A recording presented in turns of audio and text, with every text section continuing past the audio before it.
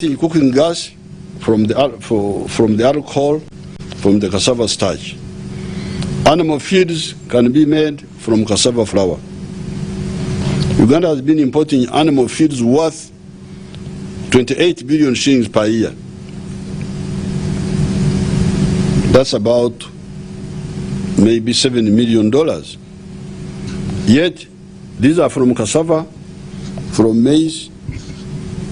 These are crops we have in plenty here. Cassava, we produce 4.1 million tons per annum, and maize 5 million tons per annum. I've already mentioned the issue of industrial grade sugar for use by soft drinks like Coca-Cola, and pharmaceutical grade sugar for use in making baby medicines that need sweeteners. With Uganda alone, we import industrial grade sugar worth $40 million per annum. Wasted foreign exchange. Yet we are suffering with the unsold drinking sugar that simply needs more refinement to save the US $40 million that is spent on that unnecessary import. I have not checked on whether our people have isolated the amount of pharmaceutical grade sugar that is needed to sweeten all the baby medicines that we use in Uganda. However, Uganda imports medicines for humans and livestock, including vaccines, worth $383 million per year. We intend to make most of this here and also to make most of the inputs here, raw materials. You come to dairy products. Uganda is now producing 2.6 billion liters of milk per annum. This rose from 200 million liters in 1986.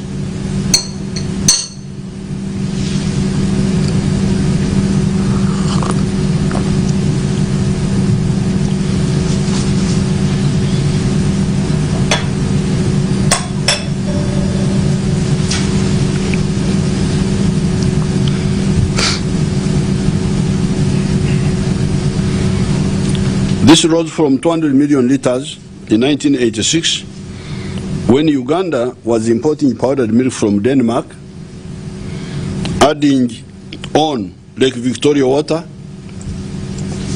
and a funny little government company that was answering to the description of the Uganda Dairy Corporation would stamp that product as made in Uganda. The only Ugandanness in the product was the water from Lake Victoria. Today, we have a huge surplus because the demand in Uganda is 800 million liters. Yet the production has hit 2.6 billion liters and is growing. Of course, the surplus, in quotes, itself is artificial. It is simply because the Ugandans are still under-consuming when it comes to the milk the human body requires. According to the World Health Organization, a human being needs 210 liters of milk per annum to get all the calcium, all the phosphorus the body needs. With 43 million Ugandans, the country needs 9 billion liters of milk per annum. Hence, this so-called surplus is actually artificial, but it is the present reality. This, however, is not a problem. The global demand for milk products is worth $718 billion. Uganda can get quite a bit of this.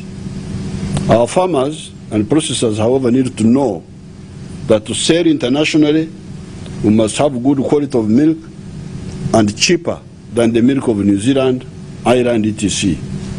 The market, however, is there.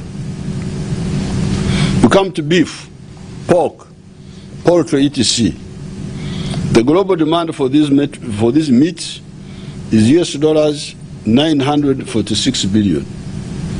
Uganda can get quite a bit of this money with our 14.4 million cattle, 15.6 million goats, 50 million chicken, 4.1 million pigs, 3.9 million sheep, etc. We just need to work on the quality. Then there is the fish. The global demand for fish and fish products is US dollars 125 billion. The Ugandan portion of the lakes, Narubare, what they call Victoria, Kyoga, Mwitanzige, Albert, Rueru or Masioro, George, Butumbi, Ruchuru, Edward, can produce a total of 447,000 tons of fish per annum if we eliminate the cancer of bad fishing by parasites in our society. In addition to fishing from the lakes,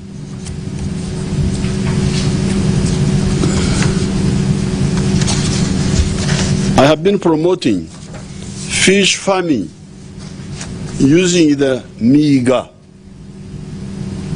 These are the ages of our papyrus swamp. In Runyankore, the age of the papyrus swamp is Omuiga. Or the Miejego. If it's not a papyrus swamp, then the word changes. Miejego, the age of the other swamps.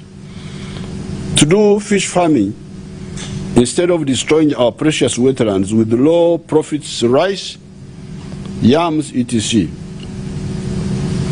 The example we have shown at Limoto in Parisa district, where the population is now earning Uganda shillings 70 million after removing the operational costs per annum from 5 fish ponds, only using 1.23 acres instead of the previous 7 million shillings per annum when they were using 10 acres of swamp area.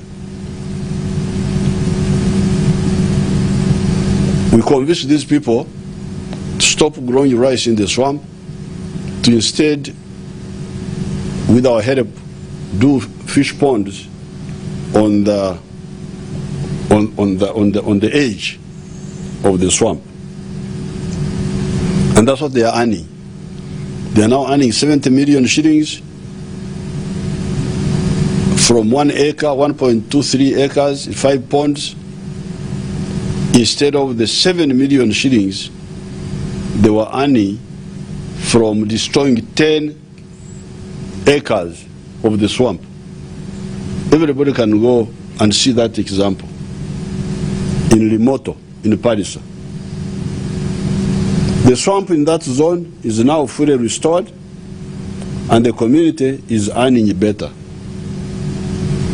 At Kaumu, in Ruero, my 4 fish ponds in 1 acre are earning for my people 68 million shillings per year.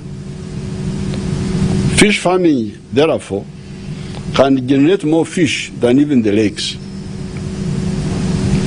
The swamps of Busoga, Bukedi, Teso, Lango, Chigezi, Ankole, Buganda, and the Nile Valley between West Nile and Acholi should only be utilized for this highly profitable fish farming and for the environmental protection.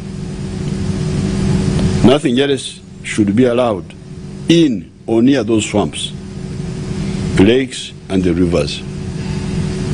The recent losses to those who had encroached on the land for the lakes and the wetlands and the river valleys should be an eternal lesson to all of us.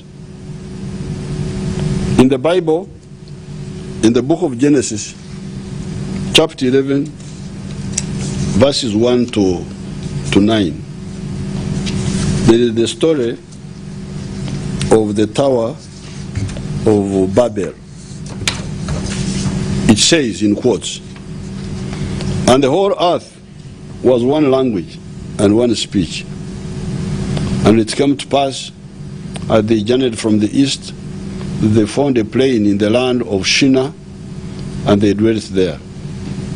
And they said one to another, Go to, let us make brick, and burn them thoroughly.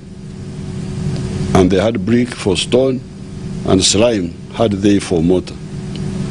And they said, Go to, let us build us a city and a tower, whose top may reach unto heaven. And let us make us a name, lest we be scattered abroad upon the face of the whole earth. And the Lord came down to see the city and the tower which the children of men had built. And the Lord said, behold, the people is one, and they have all one language. And this they begin to do.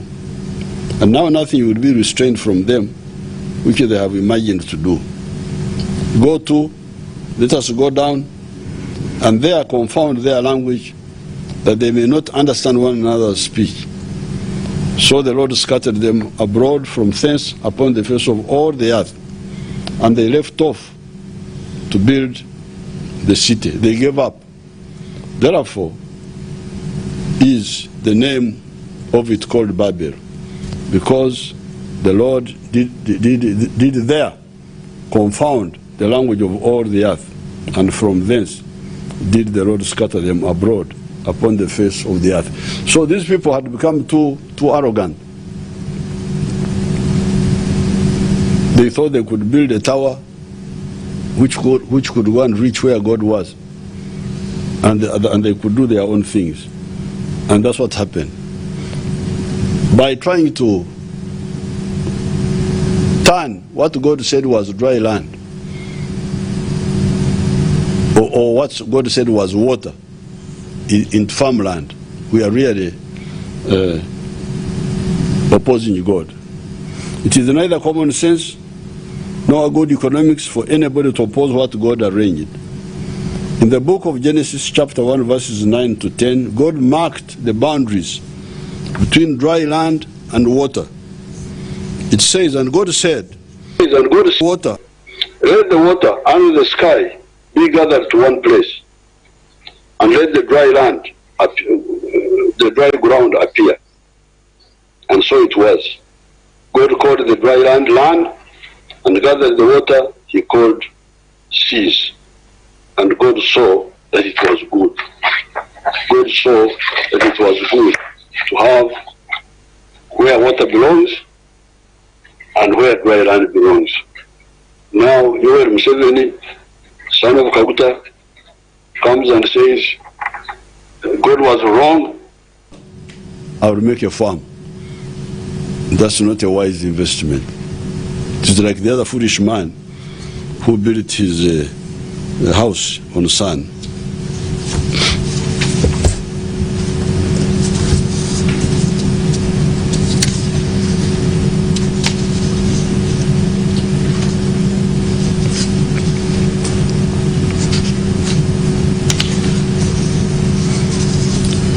Most of what we have said above is the implementation of the point number 5 of the NLM 10-point programs. Build an economy that is independent, integrated, and self-sustaining. Have we not sustained ourselves in this crisis, or in a bunch of crises? Coronavirus, locusts, rising waters of the lakes, floods, landslides, or floating islands. Much of what we said above is the partial integration between agriculture and industry. Our plan now is to intensify, broaden, and fully take advantage of that integration to fill all the unnecessary gaps that I pointed out above, and also fully benefit from the global economy by joining the export businesses. The economics of Africa are correctly described. The economies of Africa are correctly described as underdeveloped, because indeed they have a lot of potential which is not fully utilized. It is underutilized. It is underdeveloped. We are going to fully develop that potential and become developed countries. We are lucky because we have everything. Agriculture that produces so many products. Entrepreneurial classes that can process all and every agricultural product using appropriate factories. Electricity and other infrastructure elements that assist processing. A large, educated young population that can run modern economies. A big regional market created by the African Pan-Africanists ever since the time of the Lagos Plan of Action. And huge international markets available to Africa, Uganda included, on account of the historical factors that favor Africa. In the other document, which I will send to the Right Honourable Speaker and members of Parliament, I quote two examples, that of Ireland and New Zealand. Ireland is a very small country with a land of 68,000 square kilometers, about 1/3 of Uganda. 80% of that little country is used for dairy industry. They earn $5.2 billion from that activity alone. New Zealand, from the dairy sector, earns US $7.8 billion. Here in Uganda, we are not talking of one or two activities. In agriculture alone, I have identified for you 14 products, each with the potential for earning for us billions of dollars and creating very many jobs. The little we have done in the direction of building an independent, integrated and self-sustaining national economy has helped us, has seen us through the endless regional crises of the problems in South Sudan, the war in Rwanda, the problems in Congo, Somalia, etc., as well as navigating just now through a pandemic of the coronavirus and the other natural calamities I've already pointed out above. The above is all based on the utilization of our agriculture potential and integrating it with manufacturing, that is industry. How about then minerals, forestry, and the human resource, products of the brain through IT, engineering, etc. There's even bigger potential there. We are already self-sufficient in cement, and we are exporting cement worth $57 million if you use the figures of 2019. This was a decline from US $103 million exported in 2013. But this decline is due to the increased internal usage of cement on account of the heavy infrastructure investments we are undertaking and the growth in the real estate sector. We produce 289,000 metric tons of recycled steel, mitayimbwa, and we earn $110 million from exporting steel products. So we are satisfying the internal market with these industrial products, but also earning from exporting them. We are in the process of developing a vertically integrated steel industry from our iron ore of Butare at Usukuru in Tororo, Muko in Uganda, and Butogota in Kanungu. The global steel industry is US $2.5 trillion. Although we are making steel products using recycled scrap, strong structures like dams need fresh and alloyed steel that we are still importing. We end up using US $444 million for this imported higher quality steel products. This we are going to end by developing our own vertically integrated steel industry, as already pointed out. We built a gold refinery at Entebbe. That gold refinery was and is still being fought by the neo-colonial agents. We shall, however, defeat them. The refinery is earning US $1.25 $5 billion per annum. When I was trying to control the mining of gold in Uganda, I was opposed even by members of parliament. They do not want Uganda to have a gold refinery. Refineries do not belong to countries like Uganda. They should be in Dubai, South Africa, etc., but not in Uganda according to these enemies. We say no, the gold refinery in Uganda will be defended by all the policy instruments. Now that gold is being refined here, Madam Nachobe, using my small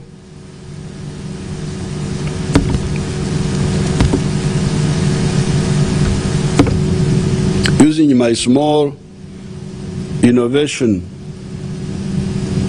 fund, should start to teach some of the grandchildren the skills of jewelry. The rich Ugandan ladies will be able to buy the gold jewelry made here instead of squandering money buying the same from distant sources. We already have a good ceramics industry at Kapeka, making ceramic tiles, saving US dollars 28.5 million in imports, and also bringing in $3 million earned from exports. These ceramic tiles are from our clay, Ibumba.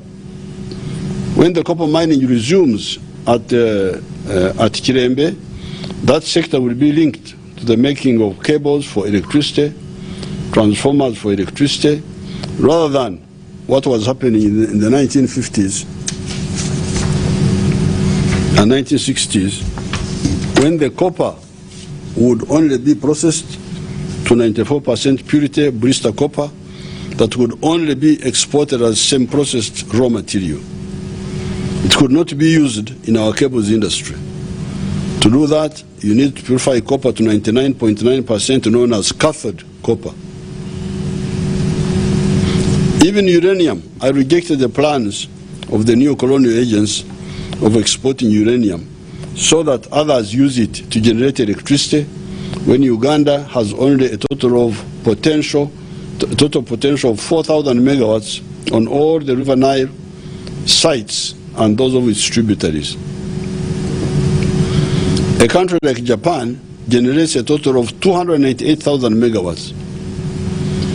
Where will Uganda get all the power it needs if hydropower is not enough? Or has it been biologically proven that Africans do not need electricity? As long as I'm in charge of the country, no uranium will ever be exported from Uganda. Let it remain in the ground.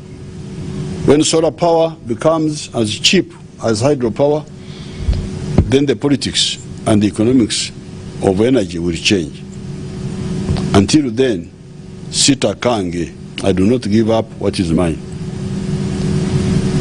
Having fully exploited our mineral wealth by linking minerals with industries, with the real economy, that leaves the wealth based on the human brain and human skills in the form of IT knowledge, engineering, etc.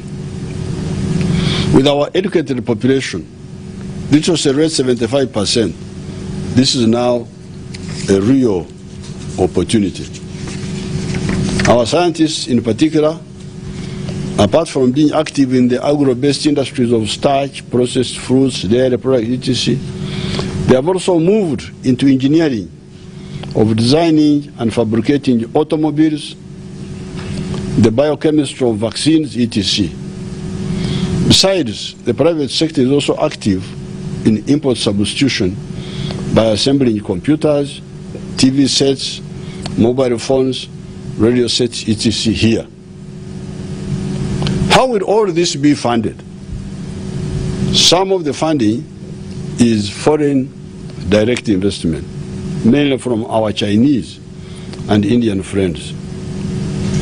A lot of new factories are coming up, funded in this way. The recent examples of these are Simi factory for mobile phones and radios, Sachi factory for TVs, flat irons, radios, Goodwill factory for ceramics. With the Ugandan entrepreneurs, the government has put Uganda shillings 1 trillion. 1 trillion.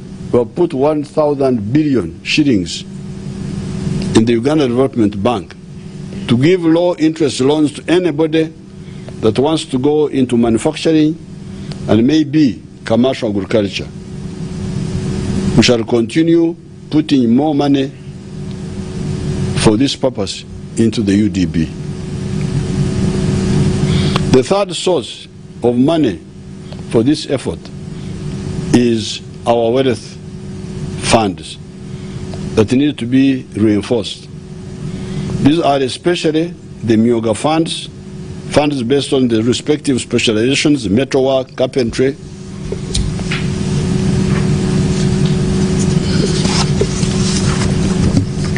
This is on top of the youth, the women, and the NADS funds.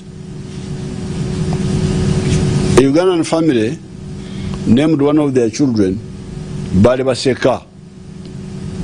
They used to laugh at my efforts, not believing that value will come out of them.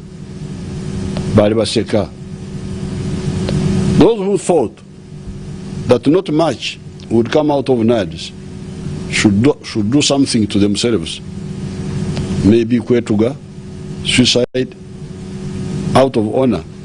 Because what they laughed at has now pushed Uganda's production of coffee from 4,060,000 kilogram bags to 7 million bags. Uganda now last year exported 7 million bags of coffee.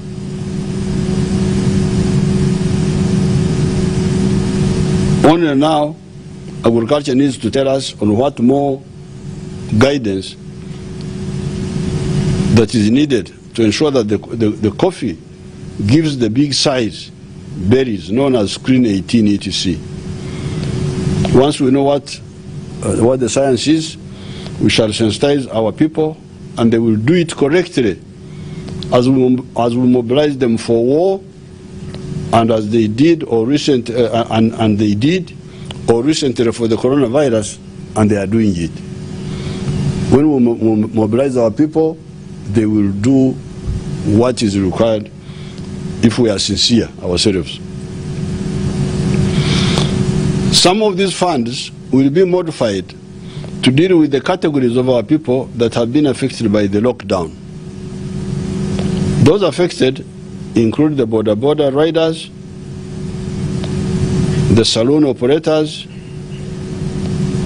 the bars people, the nightclub people, the artists, etc. These funds can be used at low interest for these categories of our people to possibly do other activities. They need to think about safer activities, more reliable, rather than these activities which depend so much on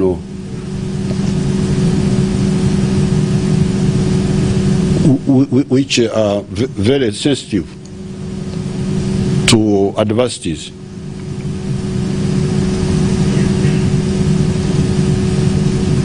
A team from Operation Wealth Creation, sent by General Saleh, has looked at the budget and suggested ways of savings that can save as much as 5 trillion from the budget that can do all those efforts mentioned above.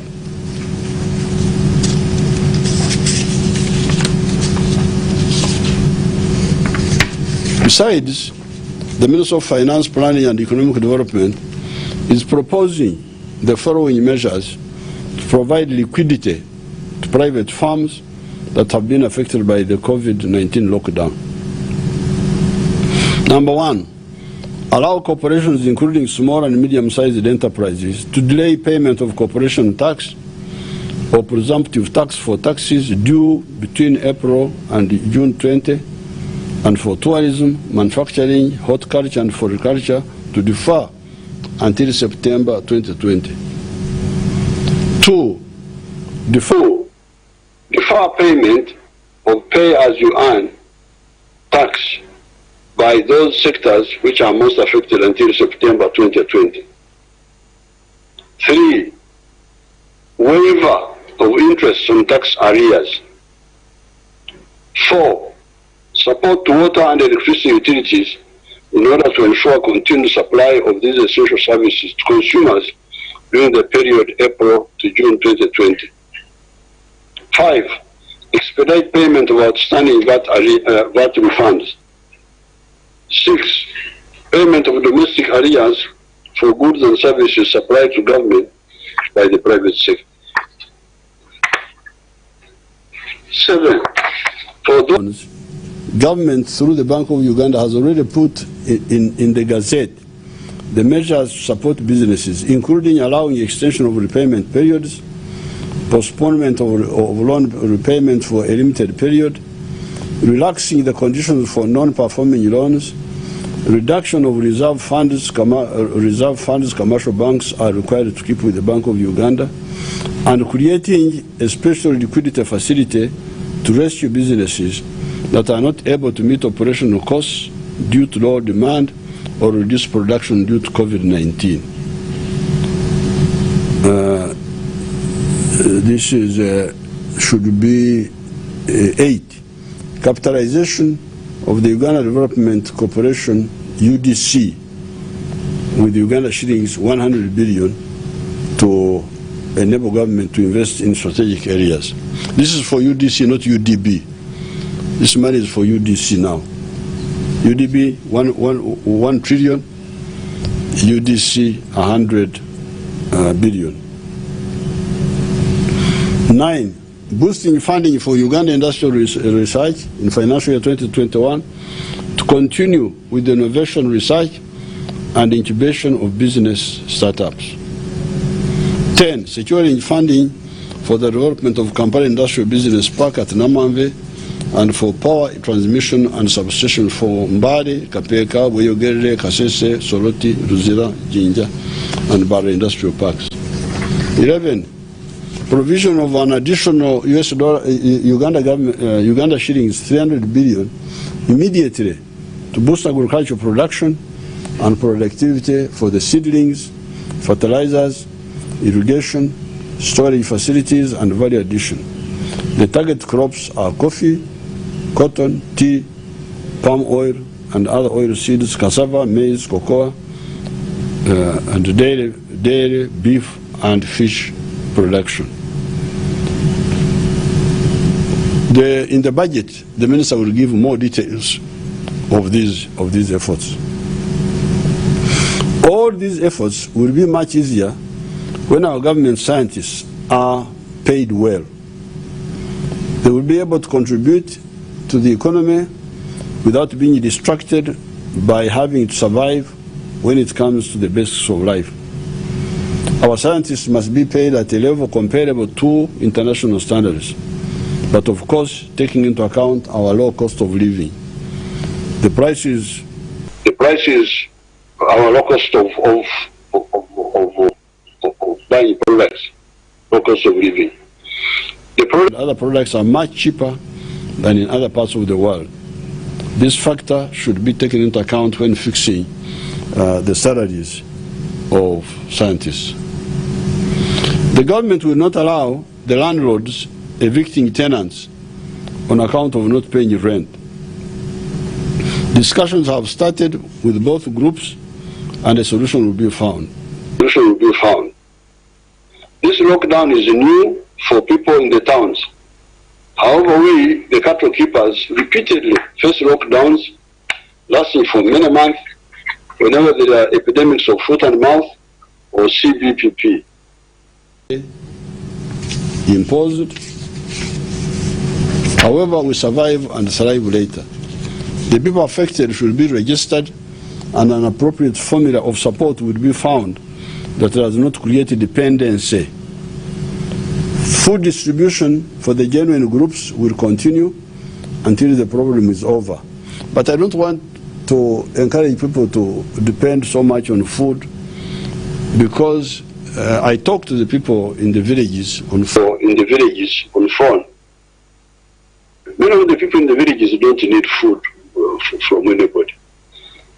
It is only some groups that live on Reja, especially the ones in the town. But in the villages, people have their own food. I've been talking to people on phones. I ring them random, the ones I know, and you find that. So the leaders should not mislead people by using food for campaign.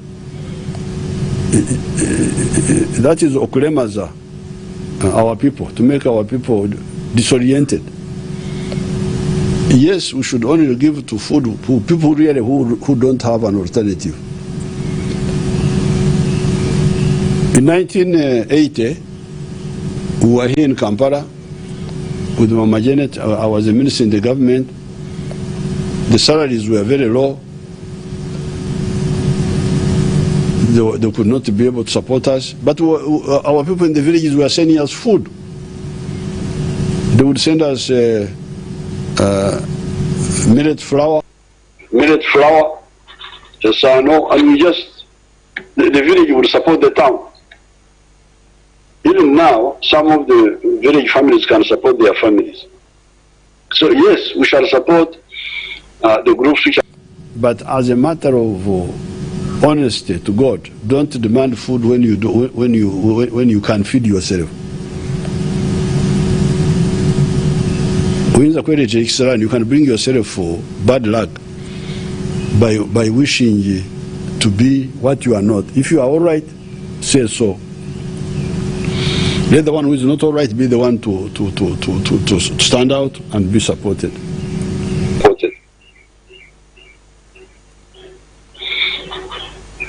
Food distribution for the genuine groups will continue until the problem is over. Nevertheless, many families in Uganda do not need free food. They just need seeds and low interest money for borrowing and markets for their products. These measures, with the deepening and expansion of the real economy. This does not mean that we do not value or appreciate the vulnerable economy, the economy of leisure and pleasure. Of course, we value it if it is available. We only note its vulnerability. With the real economy consolidated, the vulnerable economy will come back stronger when the pandemic is over. By correctly managing the pandemic, the reputation of Uganda will grow in the world. After the pandemic, people will flock here. The diaspora are now sure of a secure and respectable base, wherever they are, because I speak to some of them there. They are more worried than us here. I think they are proud of their home base. The Ugandans I speak to, when the virus was starting, some of the people in London were ringing and we had to evacuate some of them. And yet they had good homes in London, but Uganda was better. So the Ugandans now, wherever they are abroad, they are proud of their country. Because some of the people we are saying that Africa is helpless, Africans are going to die. No, we are not maggots. We shall struggle. We are not maggots. We survived epidemics in the past before the Europeans came here.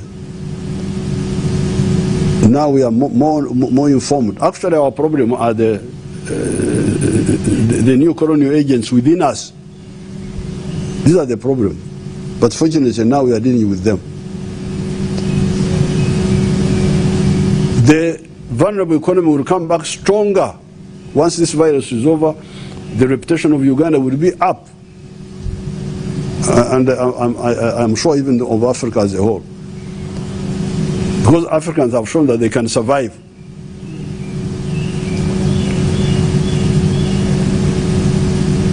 We can survive.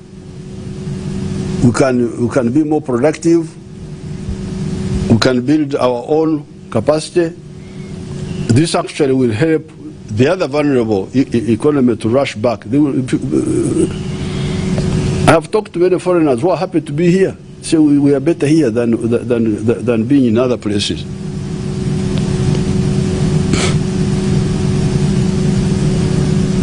Hence, to harvest from the economy of leisure and pleasure, we need to consolidate and expand the real economy.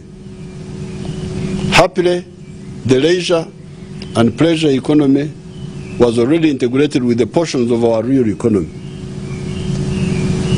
The hotels in Kampala were buying a lot of food from our agricultural sector. The drying up of the local hotel capacity has created a marketing problem for some of the food industry. That is why some of the farmers are beginning to process the foods, e.g. eggs, into food supplements. Out of egg yolk, they are extracting mayonnaise, shampoo, body creams, protein supplements, and from the egg white, they are making low density cholesterol.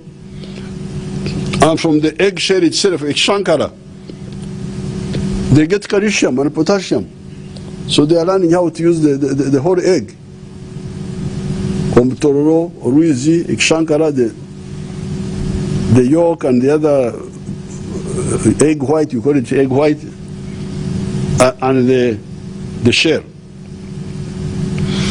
Out of milk, apart from cheese, butter, yogurt, etc., they also get casein, which is a protein supplement that is used for bodybuilders, for cancer patients, and it can be used by the pharmaceutical companies to make the digestible shells of capsules that carry medicine powder into our stomach. You can imagine we didn't know that the shell of the capsule which we swallow is actually from milk. We didn't know. I just knew the other day, the factory in Lyantonde is selling a lot of casein to the United States. So I asked, but what are they using this casein for? They said that they're using it for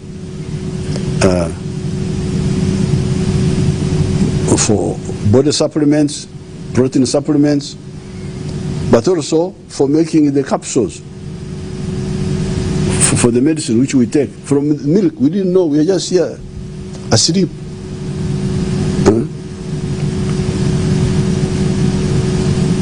Therefore, the portions of the real economy that were integrated with the leisure and pleasure industries will find ways of surviving the temporary collapse of the vulnerable economy. By the time the vulnerable economy stands up again, our agriculture and industry will have broadened their opportunities. There is nothing to lose, only we are becoming wiser and stronger. We have everything. Therefore, in conclusion, the pandemic should help those who had not believed the NRM before that there are two categories of the economy. The real economy around the 9 human needs of food, clothing, shelter, medicine, security, infrastructure, health, education, and spirituality, and the leisure and pleasure economy around tourism, entertainment, holiday making, sports, concerts, music, etc. The former is for survival and prosperity, and the latter is additional and optional. In this crisis, Uganda is emphasizing consolidating and broadening the real economy. Ultimately, Uganda will benefit from both. I will conclude this address by asking the whole country to remember some of our well-known citizens that died since the last State of the Nation address. These include the late Justice Ntaboba, the former principal judge, the late Medi Kagwa, chairman of the Uganda Human Rights Commission, the late Dr. Kanyerezi Masembe, chairman and co-founder of the Kampala Hospital, former head of the Department of Internal Medicine at Makerere University, late Professor Edward Dumba, former executive director of Mulago Hospital, late Major General Biraro, former senior UPDF officer, later Major Korimo Kanuti, who hosted the Uganda flag, late Ruemba William Apuri, the Undersecretary and Minister of Justice and Constitutional Affairs, late Jimmy Chirunda, a former footballer who captained the national team for the African Cup finals in 1978, all the other Ugandans who have passed away since the last State of the Nation address. Through the Speaker, I ask all of you to stand up for 1 minute of silence to remember these people.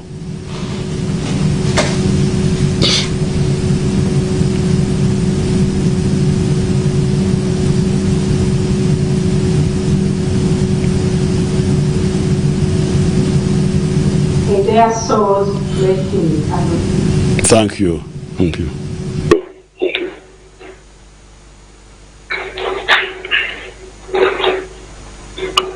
On the program of Parliament, in the coming session, the head of the government business in Parliament will give the list.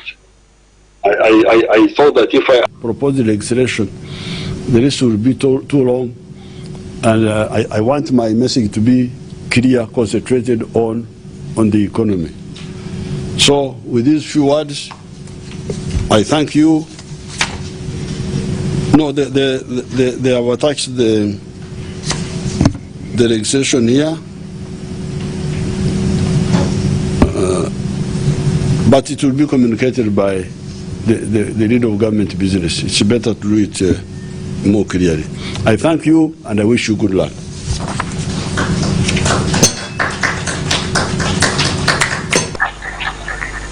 Your Excellency, I want to thank you for fulfilling your obligations under Article 101, Sub-Article 1 of the Constitution.